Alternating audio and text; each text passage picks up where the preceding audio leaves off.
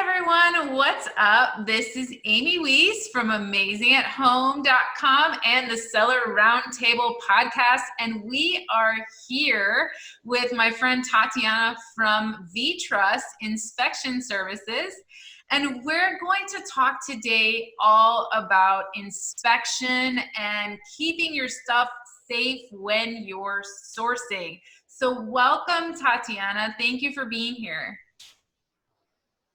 Thank you, Amy. I'm also very glad to be a part of today's talk and give a little bit more light on the inspection and controlling your supplier and controlling your product, because this is very important. Yes, definitely. I met you when I was in Canton Fair, and you guys are everywhere. I mean, you have a booth in Canton Fair, and you're all over the place. You're very professional. And so many of our program participants that came with us to China have used your services. And we were just like, wow, we were blown away. So you've come to dinner with us, you've educated us, you've helped us. So now that we are doing the virtual Canton Fair, I knew I had to have you guys back on so that we could educate people before they start sourcing again, and they will know how to protect themselves every step along the way, right? Yeah. Perfect. Well, did you want to get started? Why don't you tell us a little bit, before we get started, why don't you tell us a little bit about yourself and what you do at VTrust, and a little bit more about VTrust? Sure. My name is Tatiana. I work in VTrust already for more than 3 years, and I'm account manager in VTrust. So my main work is actually cooperating with our customers and helping them to arrange the quality control. So I'm personally in contact with the customers from all over the world. They're all from different places, but all of them are sourcing from Asia. So VTrust is already working 16 years in quality control, and we have full-time inspectors all over China, India, Vietnam, Cambodia, Bangladesh, Malaysia. And we have around 300 of full-time inspectors. They're all working for us. They're trained by us, supervised by us. So we have a very big team in the main industrial areas, all of those countries that I just mentioned. And also Taiwan and Hong Kong, if you count them as different countries. Oh, that's amazing. I didn't know you guys were all over the place. That's awesome, because we have a lot of founders that source from all over, that source from India, that source from, all over Asia. So that is wonderful to know that no matter where you're sourcing from, VTrust probably has you covered. So how about we get started? Sure. We can just share the presentation and go on. Let me share the screen then.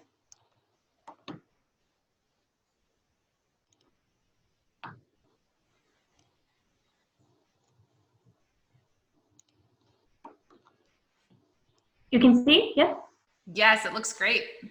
Okay, so I'm already working in VTrust for several years, and actually at many trade shows, and even many people are sending me emails and they're asking, Tatiana, how can I control the product quality, or how can I control my supplier? And today we're going to ask this main question: how to ensure trust and guarantee at each step dealing with the supplier. So many of you probably already sourced from China or from any other countries, and actually many people think that their sourcing process is finished when they get the sample, they get the good price, and they think that this is all over and they can, relax and just wait for their goods to come. But when they actually start ordering, and when their production just started, they actually meet a lot of problems like misunderstanding because of the language difference, because of terminology difference, because you cannot coordinate with the supplier some specific requirements that you have. That's why there's going to be a disregard of the requirements because of the mutual misunderstanding. And also there are such problems as shipment delays and poor quality. So how actually to solve this problem and how to avoid it when you are just starting the cooperation? So today we're going to answer this main question, and our answer is to monitor your order, all of your sourcing process from the beginning to the end. So what you need to do is first you need to find the supplier and check their reliability. So whether their capacity is suitable to your requirements, whether their capabilities is suitable to what you want, and whether actually they produce the product that you want, and not just buying it from someone else and selling it to you. Then it's placing the order stage. It's the part when you need to coordinate and accompany the supplier to understand what are actually your requirements. So what exactly product you want. Then you go into the production and you need to accompany the suppliers there and also control your product production to make sure that everything that is starting to be produced is actually as per your requirements and nothing goes wrong. When the production is completed, you need to double check and make sure that everything is correct and as you want. And you also need to make sure that there is no problem at the delivery stage. If you need to make testing, you also can make testing to make sure that the product complies to the standards and doesn't have hazardous elements inside it. So let's start from the step one. So step one is sourcing, and your main question here, your main task here as an importer is to understand who is your supplier and what is their capability. So whether it's suitable for you to work with them or maybe it's not. So what you can do here is actually many different things. First, if you found the supplier online or if you found them at trade show, you can actually check them by themselves. So you can run a background check online and see whether the supplier is at the main sourcing platforms like Alibaba, Made in China, Global Sources, and so on. You also can you can search through it and see whether this supplier is in the blacklists of importers, because there are also some blacklist databases that you can find online. And one thing that I also recommend you to do is to check the domain of the supplier's website at whois.com. Whois.com is basically checking the history of domain registration. So if you found the supplier and they say that they're very professional and they work 20 years in production of glass cups, you actually would like to know whether whether it's really so.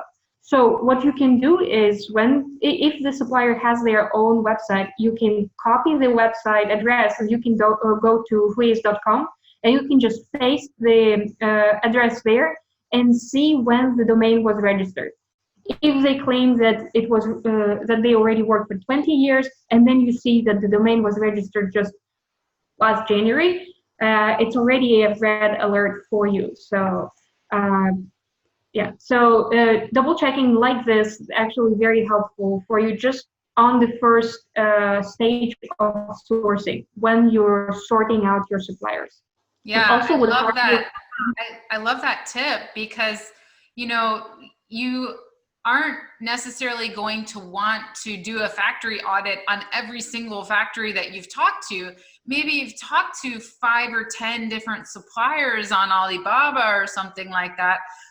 So it's really good to use some of the tips that you've given to just kind of do that initial check and make sure they are who they say they are. You can check some of the online databases. You mentioned Blacklist, and then, yeah, check their domain registration and see what is the history of it. And again, would you recommend, I would ask here, would you recommend that, how do you recommend dealing with that? So for example, if I look them up on Whois and they say they've been making glass cups for 20 years, and I looked them up and their domain was just registered 2 months ago, how do I call them out on that? Because in China, especially, there's, this thing called saving face.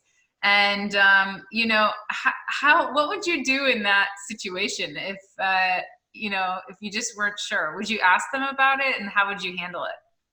I would think maybe I would like to double check their business license. So you can ask for the business license of the supplier, and there you can see when the company was registered. For example, even though it is in Chinese, and every company in China, they have a business license.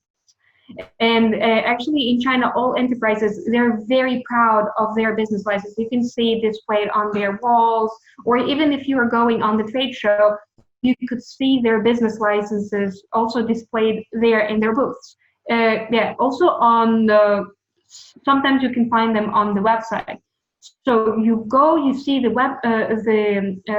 license, the business license, even though it's in Chinese. You go to Google Translate and you just copy the picture and you put it there, and you could see, the translation. Even though it will be not perfect, but you could at least understand the year, and the year is just written in the numbers, so it's pretty easy to see. And yeah, actually, I would recommend checking the business license as one of the main first step check for your supplier.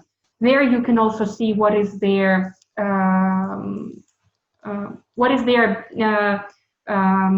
speciality, like what is their business is registered for.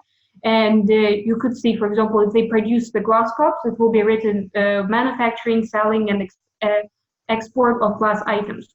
But if it says that manufacturing and selling, exporting of glass items, medical items, agricultural items, something else, it's already a red alert. It means that this company does just everything, and they're not so professional on doing just one thing. So probably their glass cups are not going to be the best quality. Got it. Those are great tips. Yeah. So you said the next thing you mentioned after who is to visit a supplier by yourself. So what you mean is actually doing a factory visit, right? Yes.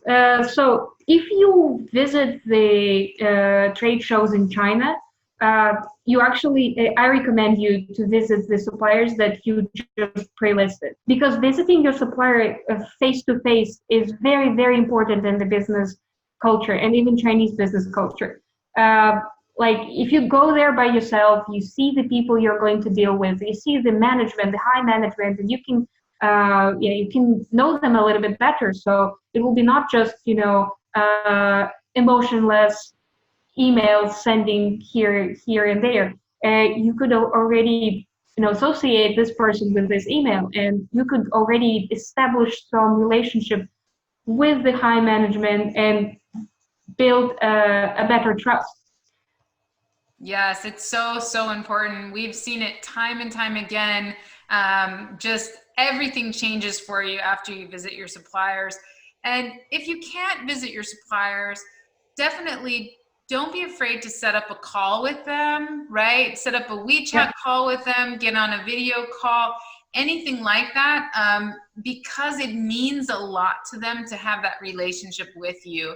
And also, don't pretend to be a salesperson for your company if you're the company owner, because in China the way it works is kings negotiate with kings. So if you say, well, I'm not the owner, I'm just a salesperson, I can't make decisions, well, then they're going to set you up with another person who can't make decisions, and you're not going to get anywhere.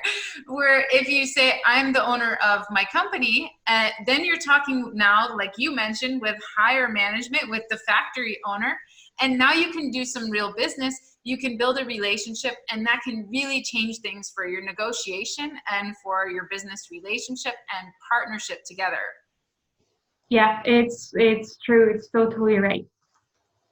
Awesome. And then we have factory audits, which for me, factory audits are some of my favorites because, if you can't be there yourself, like right now, we can't really travel to China. Unfortunately, I have a new factory that I am dealing with that I haven't been able to visit myself yet.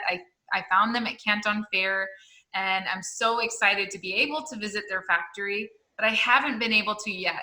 So this is when I'll send VTrust in for me to visit the factory and do an audit for me so that, I can get some more information without having to visit myself.